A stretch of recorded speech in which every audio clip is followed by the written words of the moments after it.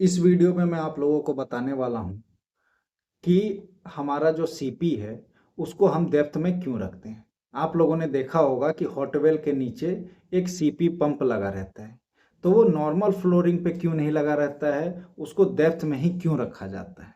तो इसका आंसर इस वीडियो में मैं आप लोगों को दूंगा। बहुत ही इंपॉर्टेंट क्वेश्चन है, हर जगह पूछा जाता है, इसलिए इस वीडियो को लास्ट तक देखिएगा। तो चलिए बताता हूँ कि क्यों इसको सीपी को डेप्थ में रखते हैं। तो सबसे पहले चीज जानिए कि सीपी का जो पानी है सीपी पंप का, वो कहाँ कहाँ जाता है, ये भी आप लोग को पता होना चाहिए। तो सीपी का पानी देखिए हॉट वेल मेकअप के लिए जाता है, जीवीसी में जाता है, उसके बाद इजेक्टर कंडेंसर में जाता है और डेरेटर में जाता है। ये 4-5 जगह पे जाता है। फाइनली डेरेटर में ही जाता है मेन तो, लेकिन इन छोटे छोटे जगहों पे भी जाता है, ये भी आप लोग को ध्यान में रखना है। अब आते हैं मेन चीज पे कि ये डेप्थ में क्यों रखा जाता है। तो सबसे पहला और सबसे इम्पोर्टेंट पॉइंट है इसका कि डेप्थ में क्यों रखा जाता है, वो है कैविटेशन को रिमूव करने के लिए, कि पंप में कैविटेशन ना आए, इसीलिए इसको डेप्थ में रखा जाता है। अब मैं आप लोग को समझाता हूँ कि कैसे इसमें कैविटेशन बनेगी अगर हम डेप्थ में नहीं रखेंगे।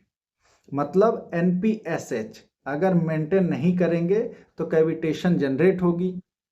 लेकिन एनपीएसएच क्यों मेंटेन करने की जरूरत है वो मैं आप लोग को अब समझाता हूँ।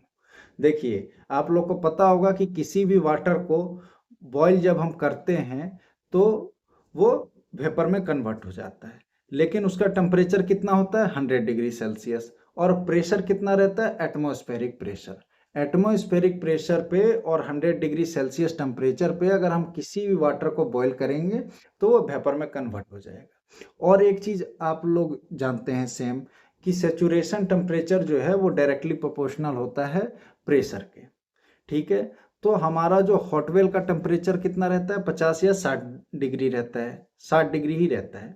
तो 60 डिग्री टेम्परेचर पे और उसका प्रेशर कितना होता है 0.2 kg, और 0.2 kg प्रेशर पे अगर हम पंप सक करेगा, उसको पानी को खींचेगा पंप, तो वो क्या होगा, वो वेपर में कन्वर्ट हो जाएगा। अगर वेपर में कन्वर्ट होगा तो इसका मतलब है कि कैविटेशन क्रिएट होगा। तो पंप को सेव करने के लिए और कैविटेशन उत्पन्न ना हो इसलिए हम एनपीएसएच मेंटेन करते हैं और इसको डेप्थ में रखते हैं। एक चीज और समझाता हूँ, एनपीएसएच एक्चुअल और एनपीएसएच रिक्वायर्ड, रिक्वायर्ड आपका पंप पे दिया रहता है, जो आप लोगों के सामने दिख रहा है। मैं अपने पंप का जो डाटा शीट है वो आप लोग को दिखा रहा हूँ। रिक्वायर्ड दिया रहता है और एक्चुअल जो है उससे ज़्यादा रहना चाहिए हमेशा। एनपीएसएच का जो रिक्वायर्ड है उससे ज़्यादा रहना चाहिए एक्चुअल, जो एक्चुअल हमारा एनपीएसएच है। तो इसीलिए डेप्थ में रखा जाता है। एक चीज़ और बताता हूँ आप लोग को कि एनपीएसएच का फॉर्मूला क्या होता है। वो होता है suction pressure minus vapour pressure. और जो एनपीएसएच है मतलब suction pressure minus vapour pressure, इन दोनों को जब सब्ट्रैक्ट करेंगे, सक्शन प्रेशर में से वेपर प्रेशर को जब माइनस करेंगे तो ये हमेशा जीरो से ज़्यादा होना चाहिए। एनपीएसएच जो है वो जीरो से ज़्यादा होना चाहिए, ये भी ध्यान रखना है आप लोगों को कि एनपीएसएच कभी भी हमारा जीरो से कम नहीं होना चाहिए। एनपीएसएच हमारा हमेशा जीरो से ज़्यादा होना चाहिए, और एक्चुअल एनपीएसएच जो है वो रिक्वायर्ड एनपीएसएच से ज़्यादा होना चाहिए, तभी आपका कैविटेशन फॉर्म नहीं होगा।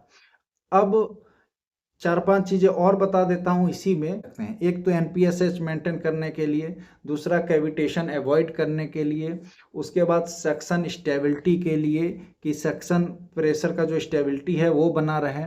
उसके बाद ड्राइव का साइज जो है, जब मान लीजिए कि ऊपर से आएगा ग्रेविटी बनेगी तो प्रेशर जनरेट होगा, तो हमारा ड्राइव का जो साइज है वो भी कम चाहिए। इफिशिएंसी भी इंक्रीज होगा आप लोगों का अगर आप लोग नीचे रखते हैं तो। और लास्ट में एक चीज़ और बता देता हूँ कि अगर लो वाटर लेवल है तो ऑपरेशनल रिलायबिलिटी जो है उस समय रहती है अगर आप डेप्थ में रखते हैं तो। ठीक है, ऑपरेशन रिलायबिलिटी रहेगी। तो ये सारे कुछ चीज़ें हैं। तो आशा करता हूँ कि आप लोग को बहुत बढ़िया से समझ में आया होगा। अगर ये चीज़ बढ़िया से समझ में आई हो तो चैनल को सब्सक्राइब कर दीजिएगा, वीडियो को लाइक करिएगा और कमेंट करके बताइएगा कि वीडियो कैसा लगा। तो थैंक यू दोस्तों, नमस्कार, फिर मिलेंगे नेक्स्ट वीडियो में।